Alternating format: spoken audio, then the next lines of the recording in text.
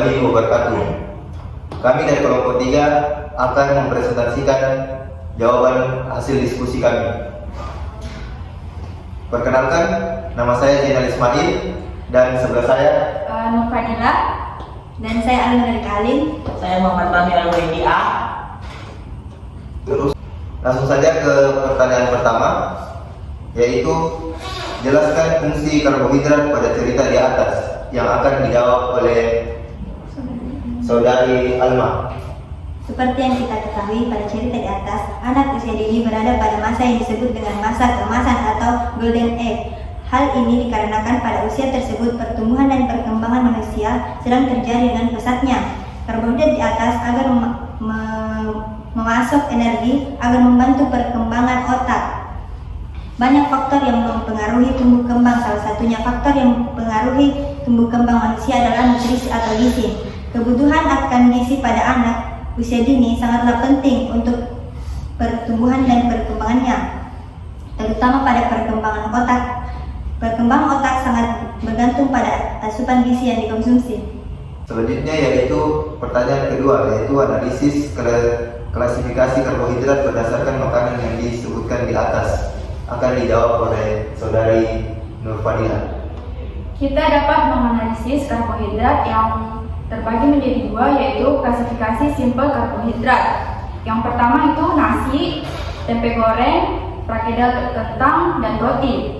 Yang pembagian kedua yaitu klasifikasi kompleks, yang yaitu selai coklat kacang. Oke, selanjutnya pertanyaan ketiga, yaitu berdasarkan usia anak dalam kasus tersebut, berapa kecakupan karbohidrat berdasarkan AKG?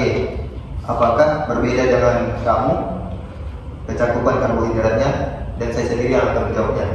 Baiklah, jawabannya yaitu kecakupan karbohidrat pada usia anak tersebut berdasarkan angka kecakupan gizi atau AKG tahun 2013 yaitu 155 gram.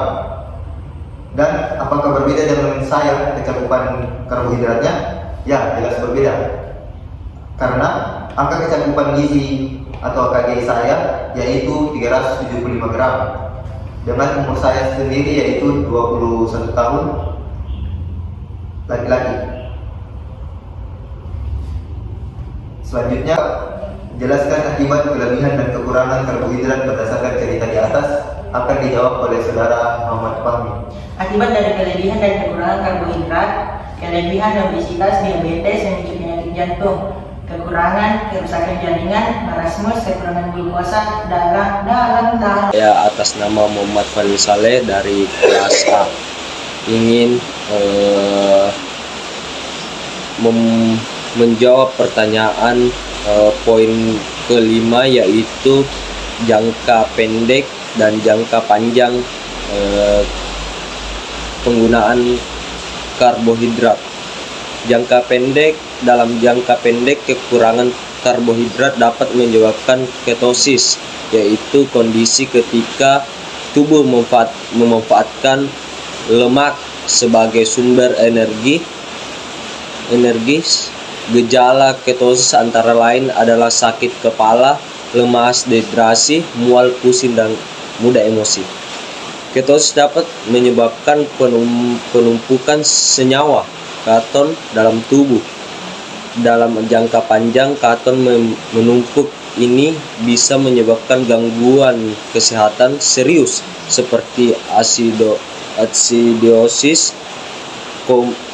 koma, bahkan kematian. Jangka panjang, kekurangan karbohidrat secara jangka panjang secara terus-menerus juga akan menimbulkan dampak jangka panjang terhadap kesehatan, di antaranya kekurangan nutrisi, kolesterol tinggi. Jika mengganti asupan karbohidrat dengan makanan tinggi lemak atau protein, sehingga meningkatkan risiko terjadinya penyakit jantung dan stroke. Kerusakan pembuluh darah meningkatkan risiko terkena kanker. Berat badan mudah naik turun. 6. Jenis pangan berdasarkan indeks glikemik. Yang pertama itu beras 88 glukosa, perkedel kentang 85 glukosa, roti 70 glukosa, dan selai coklat kacang 25 glukosa. Bagaimana jika negara ini dilanda krisis pangan? Tidak ada cara mudah untuk meningkatkan produksi pangan dalam negeri dalam jangka pendek. Tetapi jika harus melakukan langkah-langkah untuk meningkatkan produksi pangan dalam negeri dalam jangka panjang, kurangi pemborosan diperkirakan 20-30% dari semua makanan terbuang dari pertanian.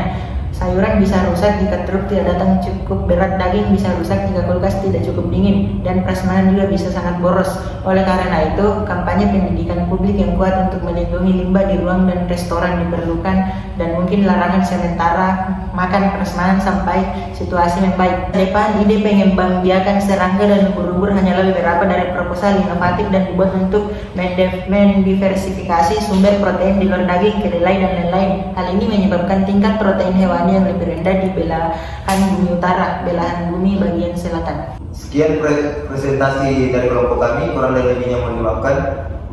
Wabillahi taufiq wal hidayah. Wassalamualaikum warahmatullahi wabarakatuh.